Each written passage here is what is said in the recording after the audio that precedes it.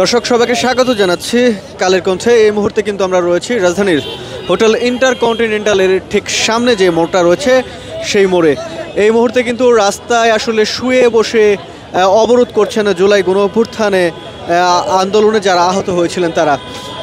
যদি একটু জানিয়ে রাখি, গতকাল রাতেও কিন্তু তারা আসলে আগারগাঁতে এই রাতভর কিন্তু একটি আন্দোলন কর্মসূচি চালিয়ে গিয়েছিলেন। বর্তমানে কিন্তু তারা আজকে আমাদেরকে যেমনটি বলছিলেন, তারা প্রধান উপদেষ্টার কাছে তাদের বেশ কিছু দাবি জানানোর জন্য তারা রাষ্ট্রীয় যে অতিথি ভবন যমুনা রয়েছে সেখানে কিন্তু তারা যাচ্ছিলেন।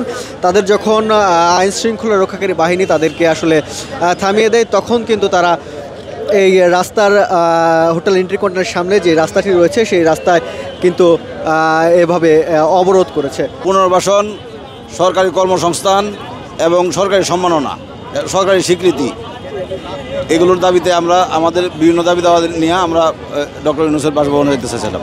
কালকে সারা রাত, আজকে সারা দিন আমরা আন্দোলন করেছি।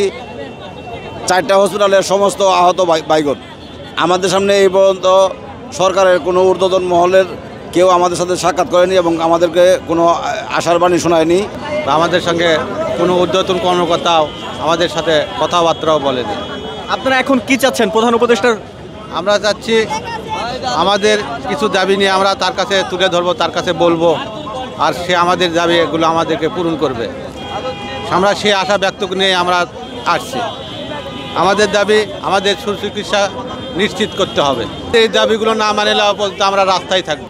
ঠিক হোটেল ইন্টারকন্টিনেন্টালের সামনে যেই যমুনা যাওয়া যে রাস্তা, সেখানে কিন্তু এভাবে আসলে ব্লকেট করে কিন্তু আসলে যারা এই যমুনা অভিমুখী হয়েছিলেন তাদেরকে আইন শৃঙ্খলা রক্ষাকারী বাহিনী কিন্তু আসলে থামিয়ে দিয়েছেন এবং এই যমুনার অভিমুখে যারা যাচ্ছিলেন তাদেরকে কিন্তু এখানে আসলে থামিয়ে দেওয়া হয়েছে এবং বর্তমানে তারা এখানে অবস্থান কর্মসূচি আসলে পালন করছেন। এই সকল আহত যারা রয়েছেন জুলাই গণঅভ্যুত্থানের সময় আহত হয়েছিলেন তারা বলছেন যেমনটি যে তারা দেশের জন্য আন্দোলন করেছিলেন এবং তারপরে যখন এরকম একটা পরিস্থিতি কোনো অন্তর্বর্তীকালীন সরকার দায়িত্ব নিল, তখন তাদের এই আহত হওয়ার পরে তাদের চিকিৎসার ব্যয়ভার এবং তাদের পরবর্তী জীবনের দায়িত্ব তারা আসলে নিতে বলছেন।